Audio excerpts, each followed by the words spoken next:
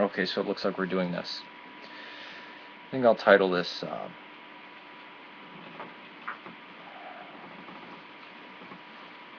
American Christian Lies Exposed. Or no.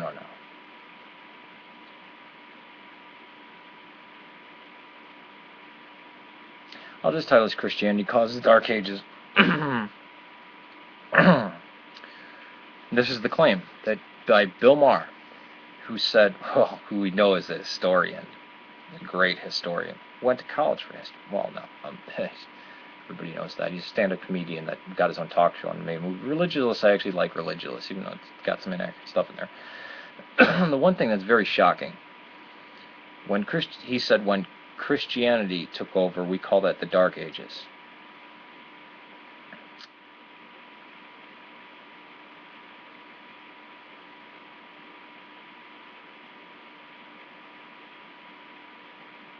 Sorry, my brain just almost exploded from the blatant stupidity of this, because I don't think he's actually purposely lying. I think he actually believes this garbage.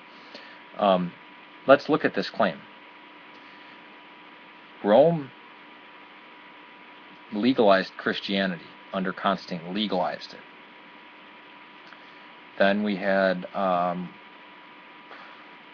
from the legalization of Rome, and Edict of Milan was in 313, and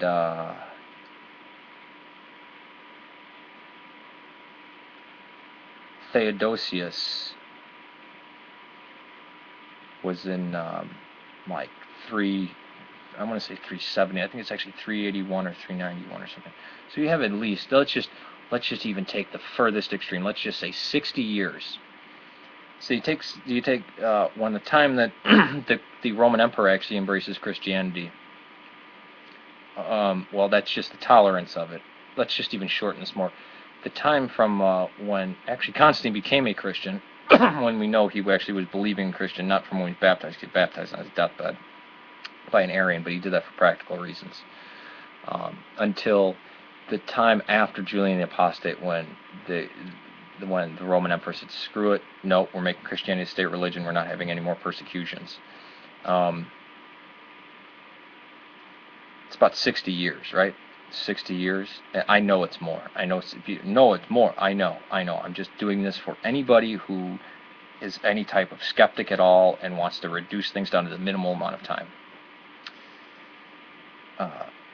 So that's in the late 4th century, right? Where it actually is established as Christian, as the Roman Empire is Christian, even though it already was majority Christian long before that. Because Christianity became a fad after Constantine. And that's when the church had to change stuff, because now everybody was to be Christian. It wasn't, you're not hiding out in some catacomb or some rat hole trying to escape the Romans, or the pagan Romans. I mean, from that time to 410, Roman Empire, civilization, the works of Plato, Aristotle, aqueducts, everything like this. What comes through? A mixed group of heretics called Arians and pagans. This mixed group. Let's just put it at the Visigoths. I won't even go to the Vandals right now. Visigoths come through, sack Rome. The 410 is when the Roman army pulls out of Britain, and then it slowly retracts into basically nothing. Well, what happens in this time in the West? Even though Christianity is a ruling force, the only place that Christianity was really a ruling force anymore was the Byzantine Empire, which was the Roman Empire of the East, and very sophisticated, and did not fall into the Dark Ages.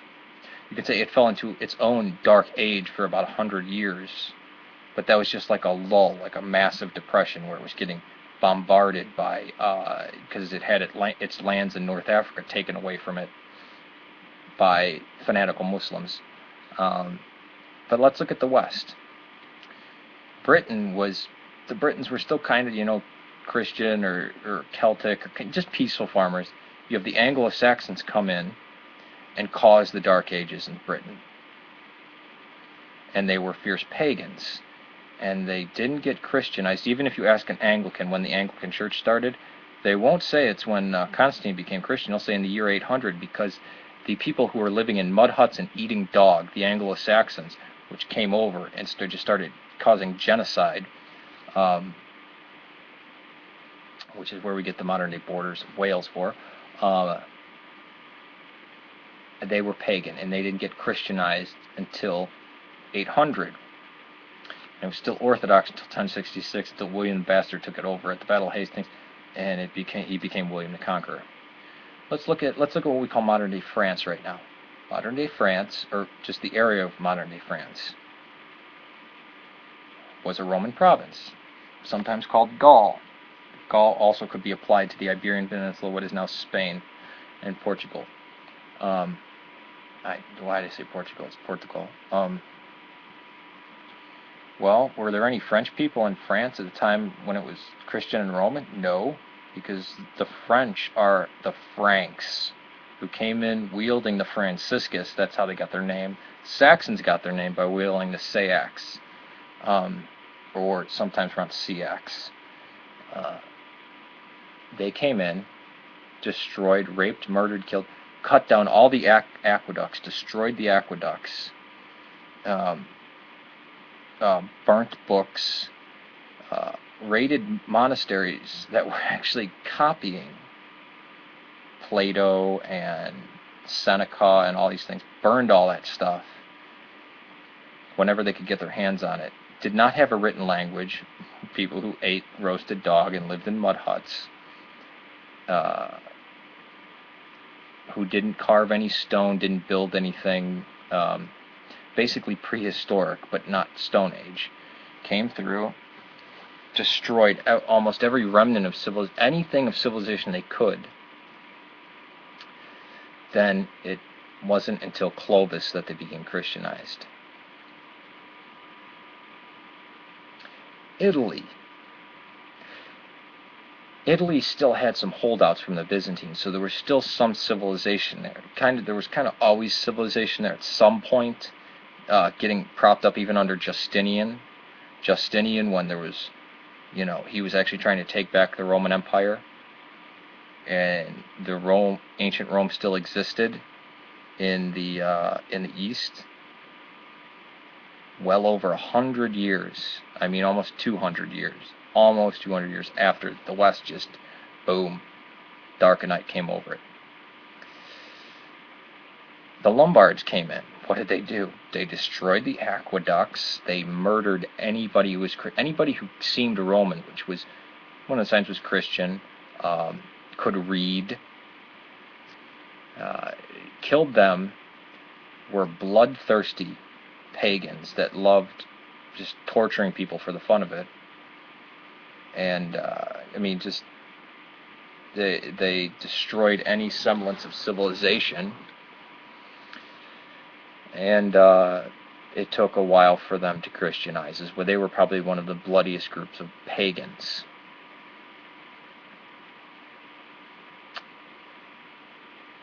All this time that Rome, it's when the pagans took over. Not when the Christian, because if Christianity caused the Dark Ages, why didn't the Dark Ages affect anything that was continually Christian?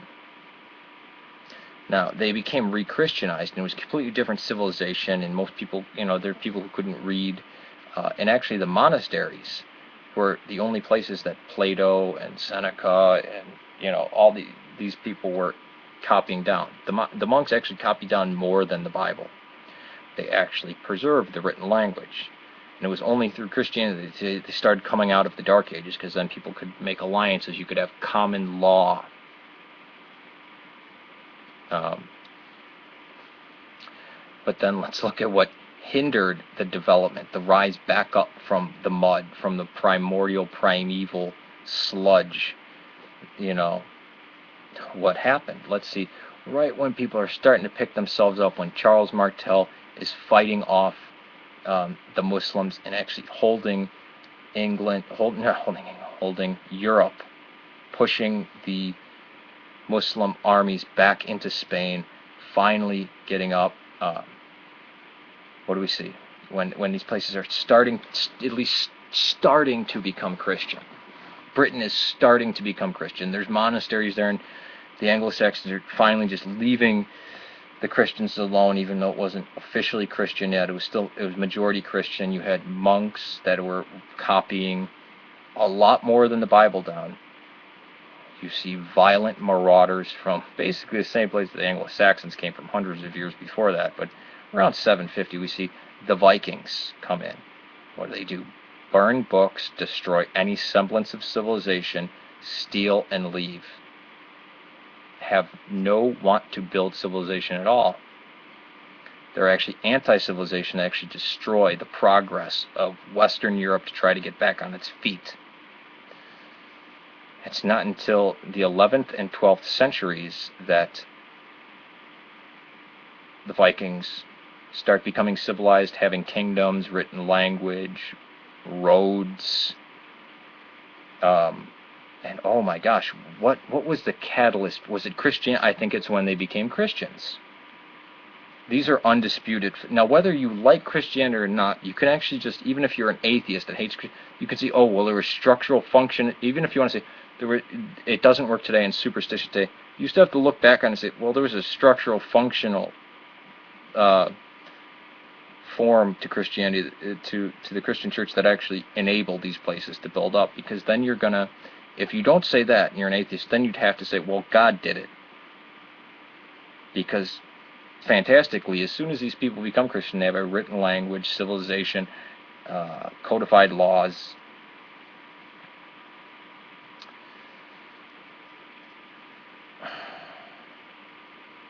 So, did Christianity cause the Dark Ages, or was it the pagans?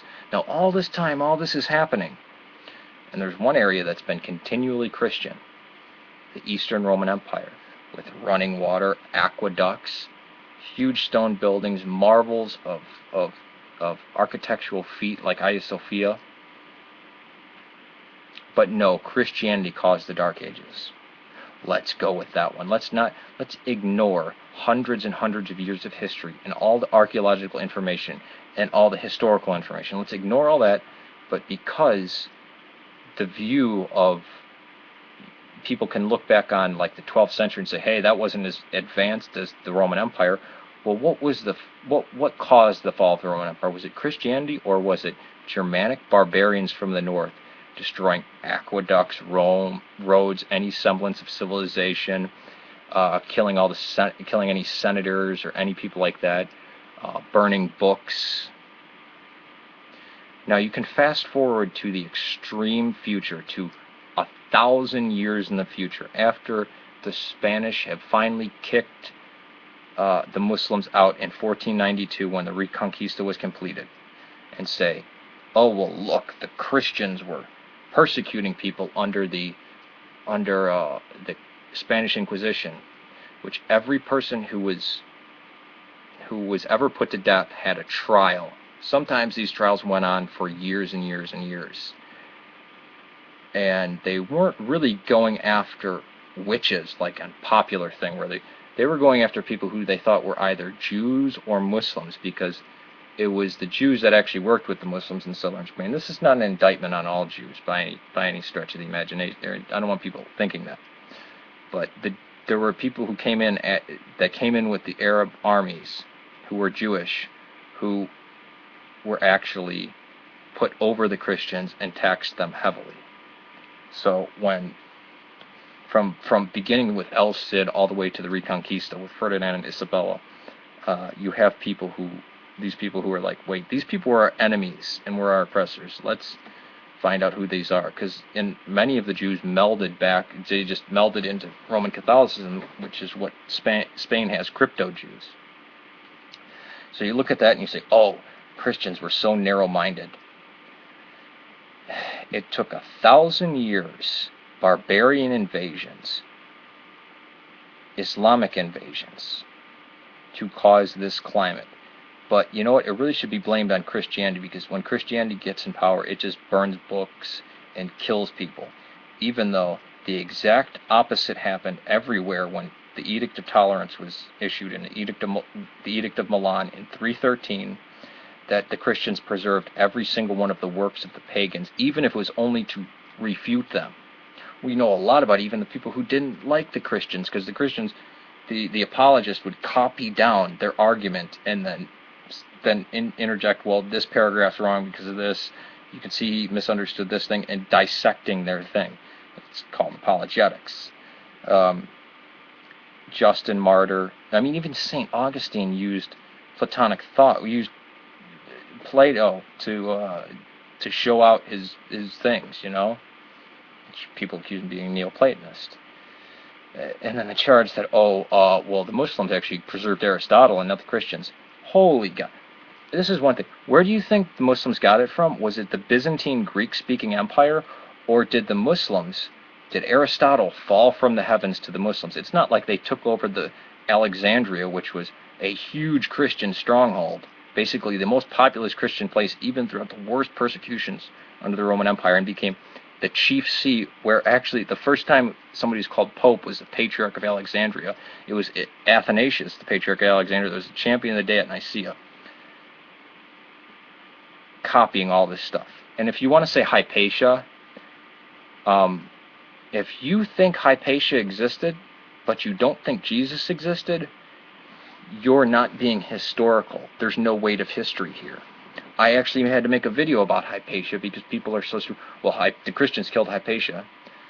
Well, if you're using basically the bare minimal historical standards, where you have Hypatia existing over a 130-year span, who's apparently married to different people, and then sometimes celibate, and sometimes a virgin, and then sometimes has a bunch of kids, and all this kind of stuff. We have accounts spanning over 130 years, none of them agreeing with each other. None of them agree in any, basically almost in any aspect. Take that, and it has all this supernatural stuff going on in it, against things like the four Gospels, Tacitus, Celsus, Pliny, Paul, Peter.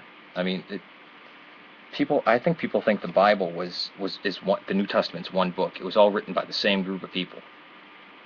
Even Bart Ehrman and the harsh critics say these were a bunch of disparate sources of Christianity that were from all over different places. This is the argument that atheists make.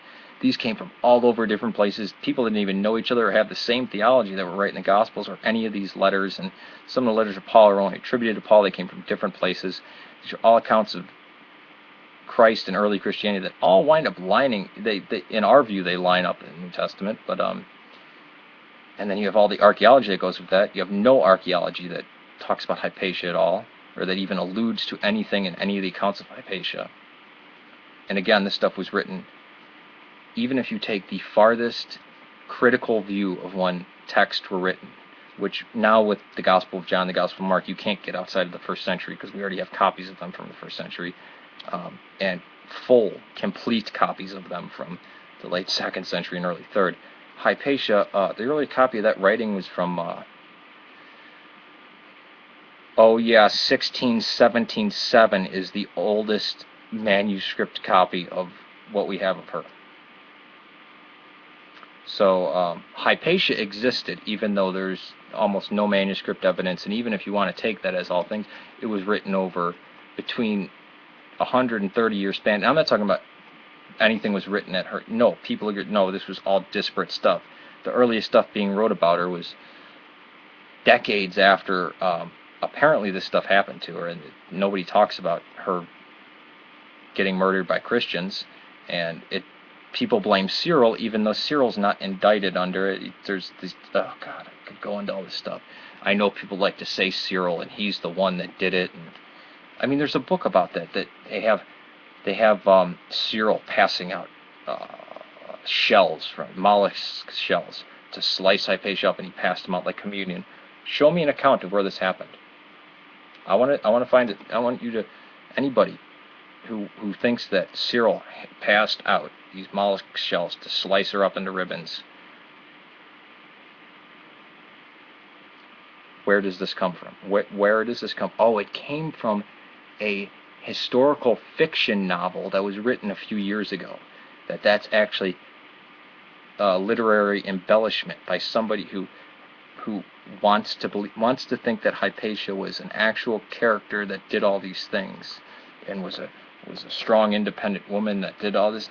She wasn't performing abortions, and she didn't, rat out Christians when they were being persecuted to the authorities, or actually harshly try to kill a bunch of slaves because they disagreed with her. No, that's not what she did at all. She was a wise woman who fought for, she was...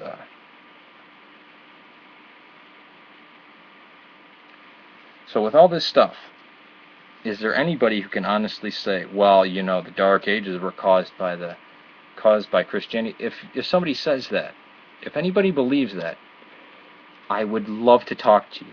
Please find me on Skype. I don't know. We can even record the thing. Let's. What is this? The YouTube. We can do the YouTube thing. The I don't know. I won't even call it Party Line or something. That was an old thing that we had here back in like the 90s. But that whatever the YouTube thing, I forget the name of it. The Hangout. Let's do that and we'll talk. That Christianity caused the Dark Ages, because every bit of historical, archaeological evidence falls to, oh, it was actually violent paganism from the barbarians that caused it, who were anti-Christians, and that as soon as a society became Christian, it came out of the Dark Ages. Now you can argue that Charles Martel was still in the Dark Ages, and that it wasn't till his grandson, Carolus Magnus Charlemagne, or Charles the Great, however you want to say it, who was the son of Pepin the Short, and Pepin the Short was son of Carolus Magnus, Charles Martel, and Charles Martel was Chuck the Hammer. That's basically what his name was, Martel Hammer. But Charlemagne was truly a great man. I mean, the Vikings wouldn't set foot on the continent of Europe until he was long dead, and he actually recast an empire called the Holy Roman Empire, even though the Roman Empire was still existing over in Byzantium, from southern Denmark to northern Italy, and actually reestablished civilization. Now you could say, well, the Holy Roman Empire was neither Holy Roman or, not much of an empire or whatever. But the bringing back of law and civilizations, or actually not even bringing it back, starting it up. I mean, hell, when was Saxony ever civilized, or even southern Denmark? The Romans didn't even like crossing the Rhine. All right, take it easy. For all those who believe that Christianity caused the Dark Ages, wow.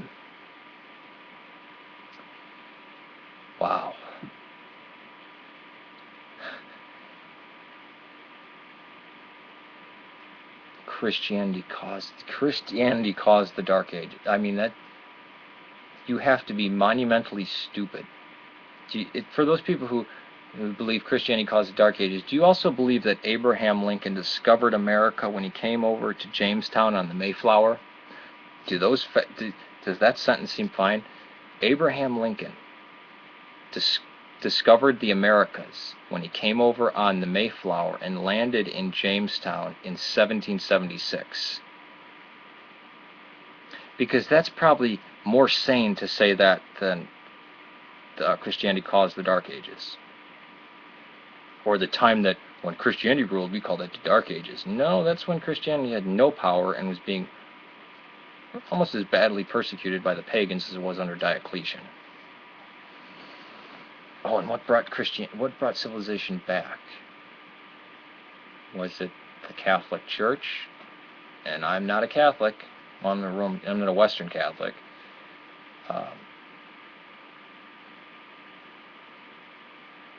But you have to give credit where credit's due.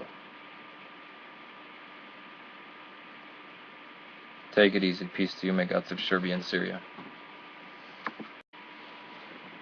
Okay, so it looks like we're doing this. I think I'll title this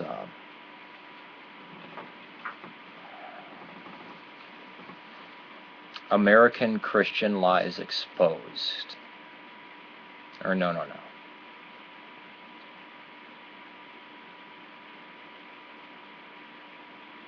I'll just title this Christianity Causes the Dark Ages. This is the claim that by Bill Maher, who said, well, who we know is a historian, a great historian, went to college for history. Well, no, everybody knows that. He's a stand-up comedian that got his own talk show and made a movie. Religious, I actually like Religious, even though it's got some inaccurate stuff in there. The one thing that's very shocking, he said when Christianity took over, we call that the Dark Ages.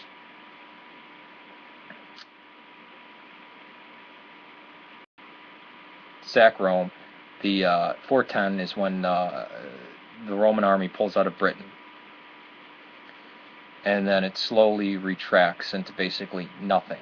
Well, what happens in this time in the West? Even though Christianity is a ruling force, the only place that Christianity was really a ruling force anymore was the Byzantine Empire, which was the Roman Empire of the East, and very sophisticated, and did not fall into the Dark Ages. You could say it fell into its own dark age for about 100 years, but that was just like a lull, like a massive depression where it was getting bombarded by, because it had its lands in North Africa taken away from it by fanatical Muslims. But let's look at the West. The Britons were still kind of, Christian or Celtic, or just peaceful farmers. You have the Anglo-Saxons come in and cause the Dark Ages in Britain. I think it's actually 381 or 391 or something. So you have at least, let's just even take the furthest extreme. Let's just say 60 years. So you take when the time that the Roman Emperor actually embraces Christianity. Well, that's just the tolerance of it. Let's just even shorten this more. The time from when actually Constantine became a Christian, when we know he actually was believing in Christian, not from when he was baptized. He was baptized on his deathbed by an Arian, but he did that for practical reasons. Until the time after Julian the Apostate, when the Roman Emperor said, "Screw it, no, we're making Christianity a state religion. We're not having any more persecutions." It's about 60 years, right? 60 years. I know it's more. I know it's more. I know. I'm just doing this for anybody who is any type of skeptic at all and wants to reduce things down to the minimal amount of time. So that's in the late 4th century, right, to where it actually is established as Christian, as the Roman Empire is Christian, even though it already was majority Christian long before that. Because Christianity became a fad after Constantine. And that's when the church had to change stuff, because now everybody was to be Christian. It wasn't, you're not hiding out in some catacomb or some rat hole trying to escape the Romans, or the pagan Romans. I mean, from that time to 410, the Roman Empire, civilization, the works of Plato, Aristotle, aqueducts, everything like this. What comes through? A mixed group of heretics called Arians, and pagans. This mixed group. Let's just put it at the Visigoths. I won't even go to the Vandals right now. Visigoths come through.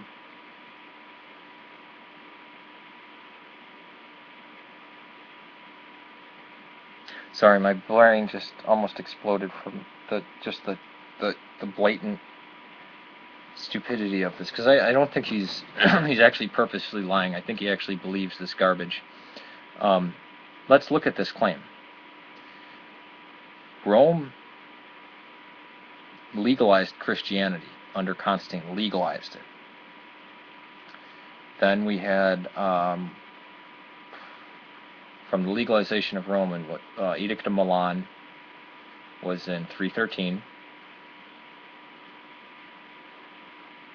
and